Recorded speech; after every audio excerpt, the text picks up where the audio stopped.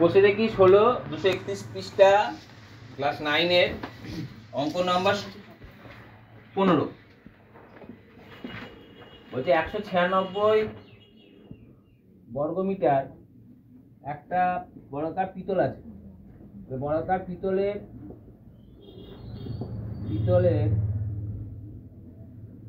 যে পাত রয়েছে, পাতটা মানে কোনটা? এটা একটা পাত। বর্গাকার পিতলের ক্ষেত্রফলের একটি বর্গাকার পিতলের পাত রয়েছে, তাহলে বর্গাকার পিতলের পাতের ক্ষেত্রফল কত? কত বলো? 196 সেমি স্কয়ার।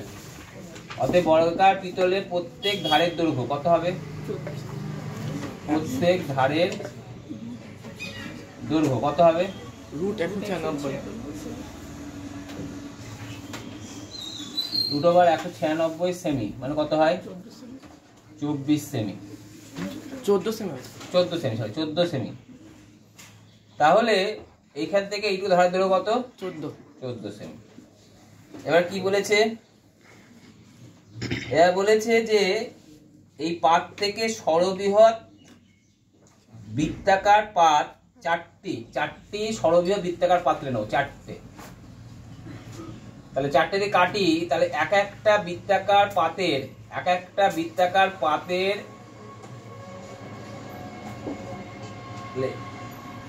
এই পাত থেকে চারটি সর্ববৃহৎ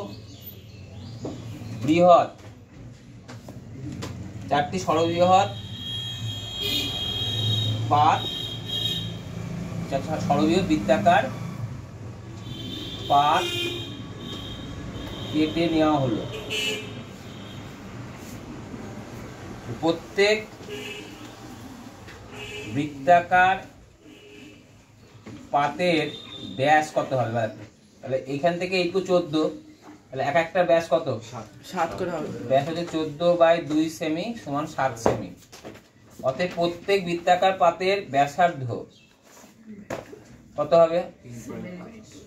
আর সমান 7/2 সেমি। উত্তর কি জানতে চেয়েছে? প্রত্যেকটি বৃত্তাকার পাতের পরিধি। অতএব প্রত্যেক বৃত্তাকার পাতের পরিধি কত হবে? 2πr মানে 2 × 22/7 × 7/2 সেমি।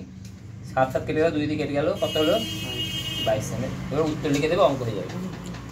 বোঝা গেছে?